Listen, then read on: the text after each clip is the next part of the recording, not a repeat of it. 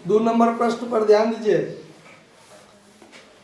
कहता है कि एक मनुष्य ने 3% ब्याज वाला 4,000 रुपया के स्टॉक को 102 रुपया के दर से बेचकर 4% वाले 116 रुपया के दर से स्टॉक खरीदा।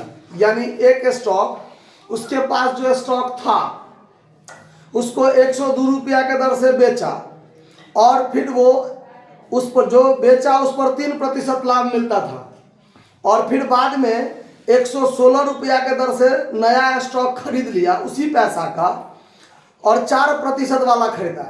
किस पर खरीदा? 4% ब्याज मिलने वाला स्टॉक खरीदा। और उसकी वार्षिक आय में क्या अंतर होगा यदि बेचने के लिए 1/4% दलाली दे और खरीदने के लिए 2/7% दलाली देना पड़ा। आया बात समझ में? अब देखिए, अब यहाँ पर 102 रुपया के दर से जब वो बेचने के लिए गया, 102 रुपया के दर से जब बेचने के लिए गया तो उसको 1/4 दलाली देना पड़ा, और जब खरीदने के लिए गया तो 2/7% दलाली देना पड़ा। तो ये जो दलाली देना पड़ता है वो 100 रुपया पर ही होगा, क्योंकि स्टॉक का दाम कितना है इसमें तो नहीं क्लियर है कि स्टॉक का दाम, एक स्टॉक का दाम कितना रुपया है, वो इसमें है चर्चा नहीं। मतलब 100 रुपया, स्टॉक का दाम कितना? 100 रुपया। अब वो 100 रुपया पर 1/4% दलाली दिया और 100 रुपया पर 2/7% दलाली दिया, मतलब खरीदते समय भी और बेचते समय भी। ठीक है, तो अब यहां पर ध्यान दीजिए। सबसे पहले वाले स्टॉक पर, यानी फर्स्ट स्टॉक पर जो उसके पास स्टॉक था उसमें नंबर ऑफ स्टॉक, देखिए इस तरीका से बताते हैं कि हर कुछ आप निकाल दीजिए, हर चीज निकल जाएगा आपका आसानी से। नंबर ऑफ स्टॉक कितना? तो 4,000 रुपया का था, 100 रुपया वाला स्टॉक होता है, तो नंबर ऑफ स्टॉक कितना?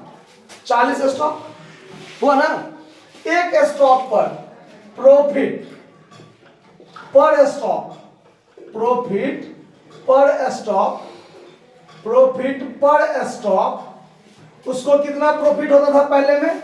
3% ना, 3%, 3% मतलब कि 3 रुपया, मतलब 100 का 3% 3 रुपया, क्योंकि 100 का तो स्टॉक है। तो टोटल प्रॉफिट कितना हुआ उसका पहले से? टोटल प्रॉफिट 40 गुने 3, 120 रुपया हुआ ना। एक स्टॉक पर 3 रुपया, तो उसके पास नंबर ऑफ स्टॉक कितना था? 40 था, क्योंकि 100 रुपया वाला स्टॉक होता है। तो 4,000 का स्टॉक, 100 रुपया वाला 40 स्टॉक, एक स्टॉक पर 3% प्रॉफिट, मतलब 3 रुपया प्रॉफिट। तो टोटल प्रॉफिट उसका 120 रुपया जो पहले से उसके पास स्टॉक था उस पर होता था। है ना, बात समझ में आ रहा ना? अच्छा, अब जब वो बेचने के लिए गया तब क्या होता है देखिए। बेचते समय सेल्स प्राइस कितना है? 102 रुपया, उसमें से उसको दलाली कितना देना पड़ा? 1/4। दलाली कितना देना पड़ा? 1/4। 102 में बेचने के लिए तैयार हुआ, 1/4 उसको 1/4% मतलब 1/4, क्योंकि स्टॉक का जो दाम होता है वो वास्तव में तो 100 हुआ ना। मार्केट में कितना में बिका खरीदा उसमें मतलब है, दलाली कितना पर होगा? 100 पर ही होगा। दलाली कितना पर? तो 100 का 1/4% मतलब 1/4 रुपया, इतना उसका पर शेयर पर दलाली गया। तो पर शेयर जो बिक्री मूल्य हुआ वो 102 में से 1/4 घट जाएगा, तो ये बचेगा 101.3/4। अब ये कैसे घटा? मुजबानी आप लोग नहीं घटा सकते हैं तो दिक्कत है। देखिए कैसे, भिन्न का घटा हुए अगर कीजिएगा, नहीं तो ऐसे देखिए ज्यादा लंबा चौड़ा कीजिएगा तो परेशानी होगा। आपको एक ट्रिक आना चाहिए, वो कौन सा ट्रिक है? भिन्न घटाव करने से वाला। ठीक है, जैसे 1 में से 1/4 को घटाइए तो 4 का 4, 4 में से 1 गया, 3/4 बचा ना है। अच्छा, और दूसरी बात, अगर यहाँ पर 102 में से 1/4 घटाना है, क्या घटाना है, तो आप इसको 101 + 1 - 1/4 लिख सकते हैं, हैं? तो 101 को ऐसे ही रहने दीजिए, 1 में से इसको घटा दीजिए तो 101 + 3/4 हुआ। और अगर बीच में प्लस हो तो प्लस को हटा दीजिए, 101.3/4, और यहाँ बीच में प्लस रहेगा तो कोई फर्क नहीं पड़ेगा, दोनों बात बराबर है। दोनों क्या है, बात बराबर है। ये चीज समझ में आया, ये चीज ट्रिक। तो ये चीज अगर ध्यान रहिए तो यहाँ पर 102 में से 1/4 घटाना है, तो 101 मुजबानी यहाँ रख लिए और 1 इसमें से रख लिए, 1 में से 1/4 गया, कितना बचा, 101.3/4। समझ में आया बात। तो सेल्स प्राइस पर शेयर के हिसाब, पर स्टॉक के हिसाब से कितना हो गया, 101.3/4 पर स्टॉक के हिसाब से हुआ ना। अच्छा, अब देखिए जब वो बेचा तो बिक्री मूल्य उसको कितना प्राप्त होगा, तो सेल्स प्राइस पर ध्यान दीजिए। सेल्स प्राइस जो होगा वो 101.3/4 गुने 40 होगा कि नहीं होगा, कोई दिक्कत। और इसको और आप आसानी से कैलकुलेशन कीजिए, तो देखिए कैसे कीजिएगा, तो 100 या 40 है, 40 गुने 101 + 3/4 कर दीजिए। कैलकुलेशन आसान करने के लिए आप जैसे कर सकते हैं, कोई दिक्कत नहीं।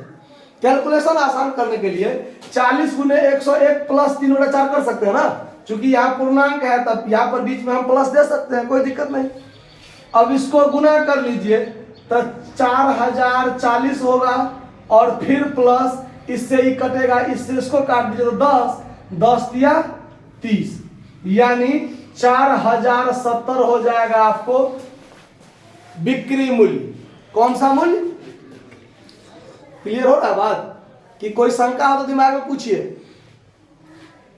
सेल्स प्राइस 102 रुपया पर स्टॉक के हिसाब से बेच रहे हैं और दलाली हम दे रहे हैं 1/4, तो सही बात है, हम बिक्री कर रहे हैं और दलाली देंगे तो बिक्री मूल्य तो हमको कम आएगा ना। तो यानी जो उसका वैल्यू है उसमें से दलाली घटा दिए तो जो बच गया वो क्या हुआ, सेल्स प्राइस। इसमें से इसको घटा दी, कितना हुआ, नहीं समझ में आया। यहाँ जो नीचे में समझाया, क्या समझाया, ठीक है। अब देखिए कैसे समझ में आ गया इतना तक बात। अब यहां से आगे क्या है कि एक स्टॉक का बिक्री मूल्य इतना, तो 40 स्टॉक का बिक्री मूल्य इतना, 4070, इतना में हम 40 स्टॉक को क्या कर दिए, बेच दिए। अब हमारे पास 40 स्टॉक खत्म हो गया, अब हम उसी पैसा से नया स्टॉक खरीदेंगे। तो खरीदेंगे तो परचेज टाइम में देखिए, परचेज प्राइस पर स्टॉक के हिसाब से यहां लिख दीजिए, पर स्टॉक परचेज प्राइस, और यहाँ पर स्टॉक सेल्स प्राइस। तो पर स्टॉक परचेज प्राइस जो होगा वो 116 रुपया, देखिए 116 रुपया दाम है, हमको दलाली देना पड़ रहा है 2/7%, मतलब प्लस में 2/7। समझ आया बात, 2/7 हमको क्या करना पड़ रहा है, दलाली देना पड़ रहा है। तो इस दोनों को जब हम जोड़ेंगे तो 116.2/7 डायरेक्ट लिख सकते हैं, कोई दिक्कत नहीं ना। चलिए अब क्या करेंगे हम लोग, अब देखिए purchase of new stock, purchase of new stock यानी नया स्टॉक जो हम खरीद रहे हैं वो कितना स्टॉक हमारे पास खरीद के आ रहा है। तो हमारे पास रुपया है 4070 और इसमें हम भाग देंगे इतना से, तो इतना से भाग देने में असुविधा होगा, पूर्णांक तोड़ लीजिए। तो 116 गुने 7 + 2 कीजिए, 116 गुने 7 अब +2 कीजिए तो 814, तो 814/7 इतना हुआ ना। अब इतना रुपया में इतना रुपया वाला स्टॉक खरीदेंगे तो नंबर ऑफ स्टॉक के लिए इतना में भाग देना पड़ेगा 814/7 से देना पड़ेगा ना। अब 10 रुपया वाला सामान खरीद रहे हैं, 100 रुपया का सामान खरीदेंगे तो कितना सामान होगा, तो 100 में 10 से भाग देंगे तब ना नंबर ऑफ सामान निकलेगा।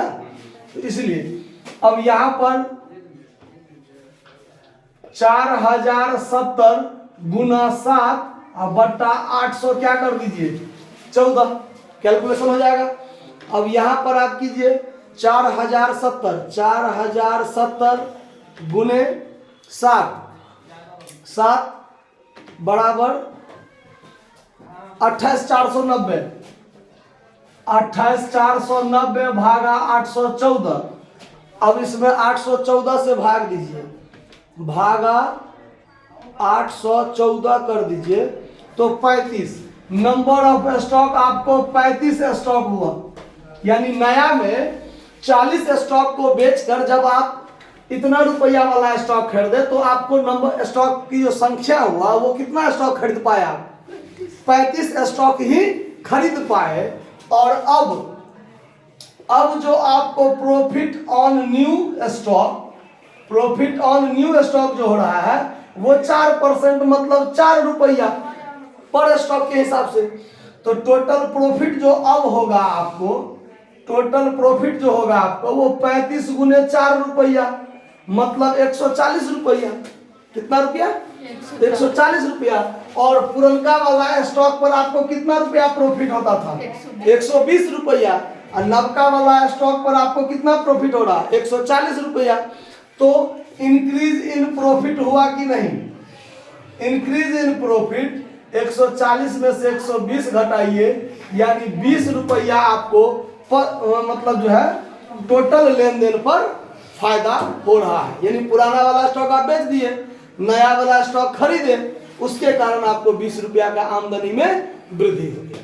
समझ में आया बात, नोट कर लीजिए।